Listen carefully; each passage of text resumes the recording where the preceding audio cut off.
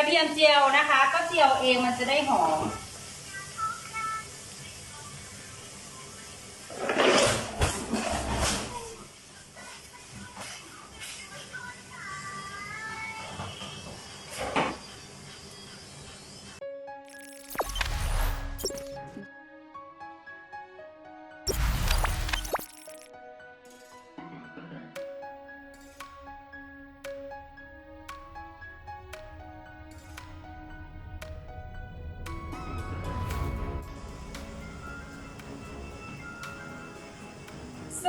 สวัสดีทุกคนเลยนะคะ เดี๋ยวครูจะมาทำน้ำเงี้ยวให้ดูนะคะสูตรเชียงรายนะคะสวัสดีค่ะใครที่เข้ามาแล้วอยากรู้สูตรน้ำขนมจีนน้ำเงี้ยวครูนะคะ ก็เข้ามากันเลยนะคะ แต่ถ้าไม่อยากรู้ไม่เป็นไรนะลูกนะเพราะครูฉลองครบ10,000นะคะแล้วครูก็แบบมาทำตามสัญญาโอเคไหมคะเดี๋ยวครูนี้ก่อนครูทำกระเทียมเจียวด้วยกระเทียมเจียวก็ทำเองนะคะกระเทียมเจียวทำเองเด้อพี่น้องเด้อร้องให้ทำไมล่ะลูก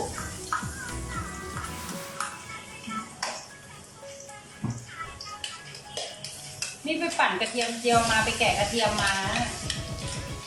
กระเทียมเจียวก็ทำเองนะคะกินทิพย์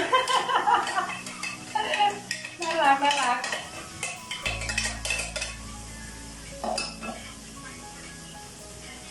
เราต้องแบบว่า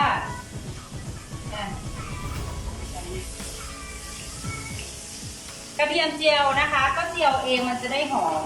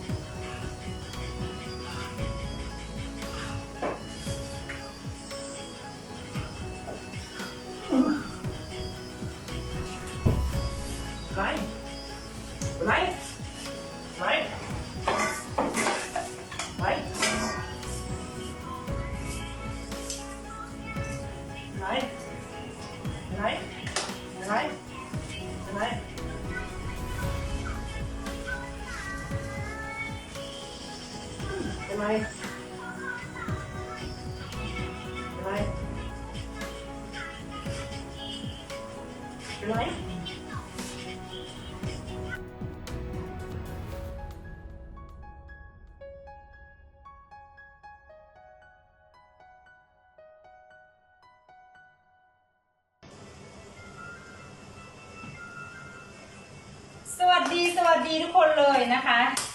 เดี๋ยวครูจะมาทำน้ำเงี้ยวให้ดูนะคะ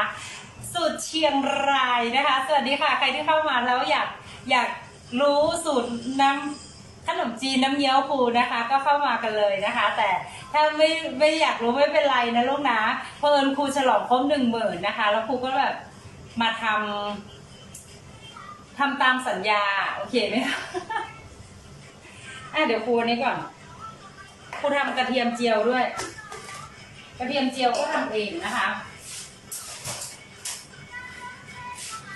กระเทียมเจียวทำเองเด้อพี่น้องเด้อร้องให้ทำไมล่ะลูก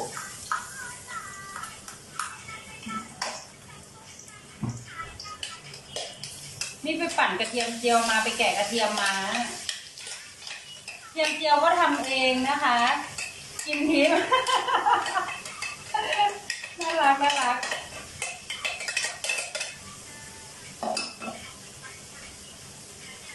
เราต้องแบบว่า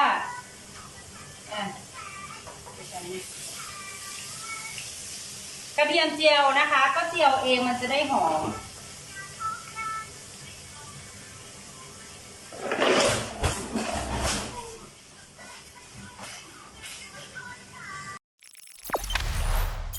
Jangan lupa subscribe, share, komen,